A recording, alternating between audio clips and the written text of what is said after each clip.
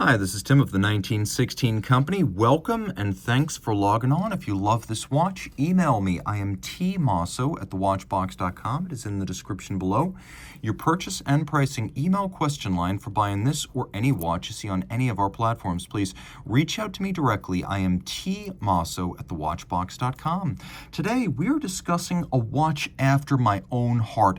It is a Ressence, an oil-filled Ressence and car-themed, launched in 2020 in 40 pieces. This is the Ressence Type 5X, a 10th anniversary series that is the Automobili Amos Lancia Delta Integrale Evo Special Edition. Now, Automobili Amos, created by race car driver and enthusiast Eugenio Amos, is an operation that creates resto mods of the famous Delta HF Integrale Evolution. What he creates is the Lancia Delta Futurista, which is a super high-performance resto mod that makes the car modern car reliable and modern car fast while preserving its historic qualities. And that's why this watch features the historically relevant, that is vintage turbocharged, warm-up and cool-down timing intervals so you can keep your Futurista young or old, or both young and old at the same time. So speaking of this watch, which came out for the 10th anniversary of the Ressence brand,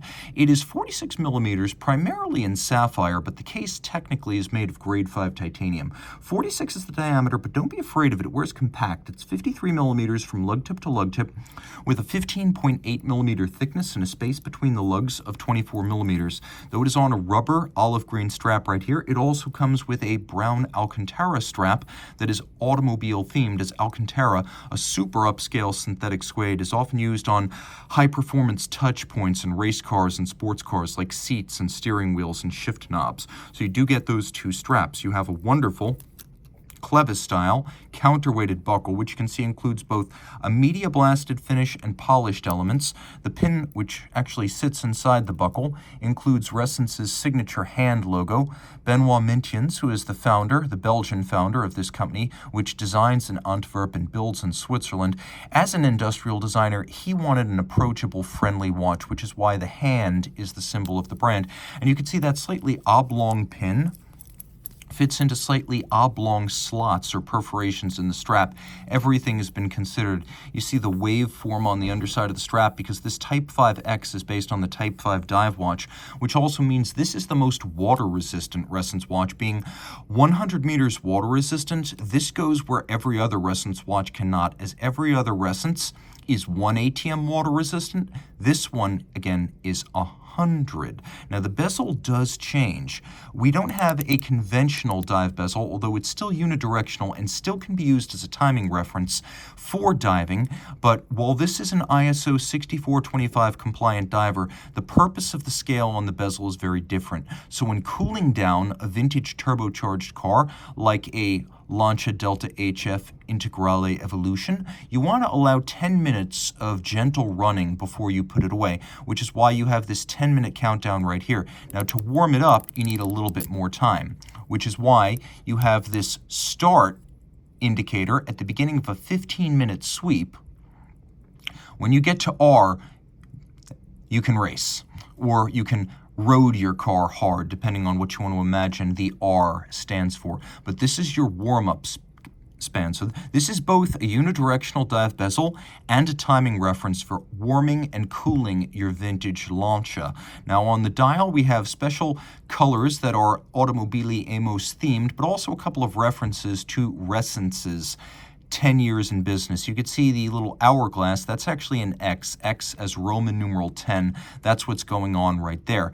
Other things, well, it's a regulator dial, and you can see that because the seconds, the minutes, and the hours have their own scales. But you'll notice that the seconds display says 90. This is what Ressence calls the runner. It is a constant operation indicator, but it makes one circuit every 90 seconds. Apparently, the idea was that having something constantly racing around might actually break up the aesthetic of the watch.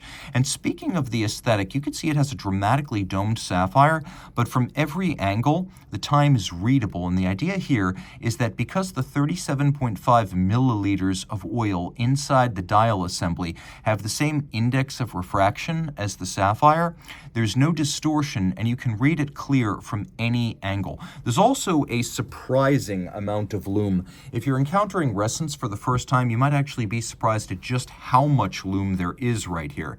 Now, I like to use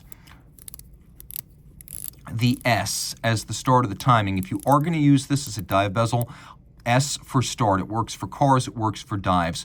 Now you can see we have the regulator display with the hour, minute, and seconds separate. We've got loomed, cool down, and warm up, but we've also got little individual points for the minutes outboard for the 5-minute segments. So this still works as a dive watch. Now let's do a quick look at how this watch actually sets, because it's a little bit spectacular. That's right, the Ressence orbital convex system allows you to set the watch so that all of the displays move relative to the center of the dial, but also relative to their own individual axes. So what we're going to do is we're going to put the locking mechanism in setup, because this is a dive watch and you don't want the minute hand to move in a way that would extend the length of the dive.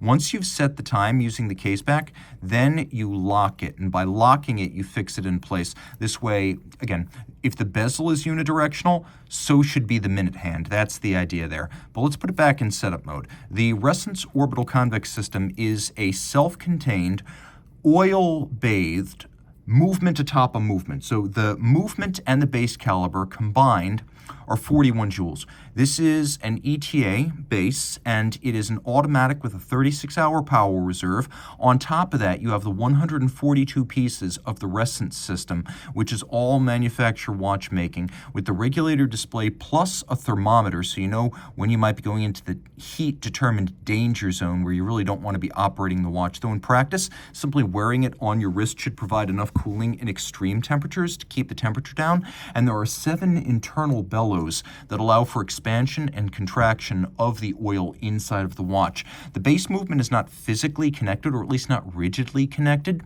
to the module, which is linked to the base by magnetic coupling. So if you do something stupid like move the case back setting wheel too fast, you're not going to break either the module or its individual drives. It's designed to be cushioned against shock by that magnetic coupling, which can slip by design.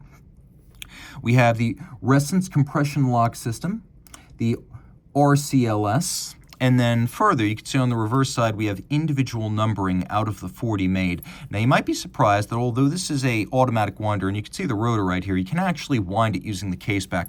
The crown-free watch is a Ressence original, and the idea here being that in addition to actually moving the time display, which is always a bit of a circus to behold, you also have the ability to find friction zones on the reverse of the watch that allow you to wind the watch by sort of seesawing back and forth across the friction zone. So you can wind that 36-hour power reserve if you so desire.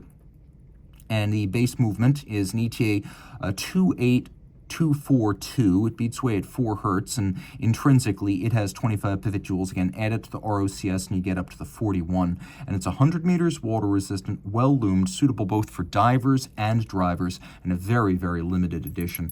If you love this watch, email me. I am Team Mosso at thewatchbox.com for purchase and pricing details.